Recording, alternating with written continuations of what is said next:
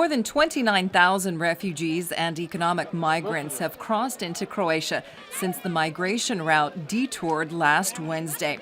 Most of them have passed through, moving on to Hungary and Austria. About 2,500 migrants, most of them documented, have crossed into Slovenia. Some have been provided with temporary shelter. However, most of them are continuing on to Austria.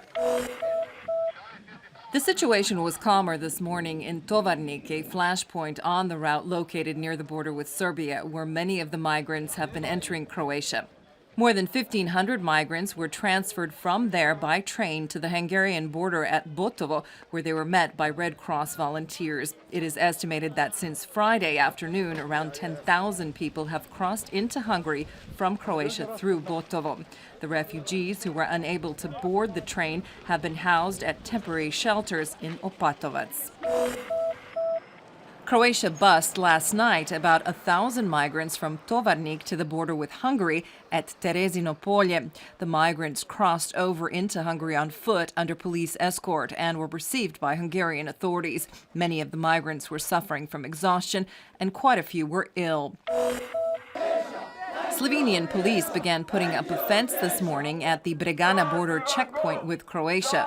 Most of the around 500 migrants who had spent the night in no man's land between Croatia and Slovenia at Bregana and Harmica were allowed into Slovenia this morning and were bused to a number of refugee centers. Slovenian police reported that the border was shut down for about an hour due to some incidents caused by activists advocating on behalf of the migrants. Slovenian authorities say the slow flow of people into their country is because of its limited capacity to process new arrivals. European Parliament President Martin Schulz has said that he expected EU interior ministers to agree at their meeting on Tuesday on the distribution of 160,000 asylum seekers among the member states over the next 2 years. German Chancellor Angela Merkel called on other European leaders who are to meet at a summit on Wednesday to act together and to take on responsibility for the worst migration crisis in Europe since World War II. She also warned that her country could not shelter those who moved solely for economic reasons. In sports, Croatia guaranteed their place in the Davis Cup World Group with a 3-1 win in Florianopolis on Sunday when Brazilian Tomas Bellucci retired in the fourth set against Croatia's Borna Ćorić.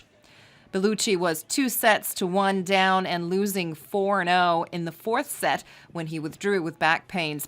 He had beaten Mate Delic to give Brazil a 1-0 lead on Friday, but Ćorić beat João Sousa in the second singles match and Croatia edged ahead in winning Saturday's doubles. The forecast calls for mostly sunny skies in most of Croatia this afternoon. It will be slightly cloudier in the east and south of the country, where there is a chance of brief showers, especially in Konavle. High northeasterly winds are expected to fall later today, but will still be moderate to high this afternoon.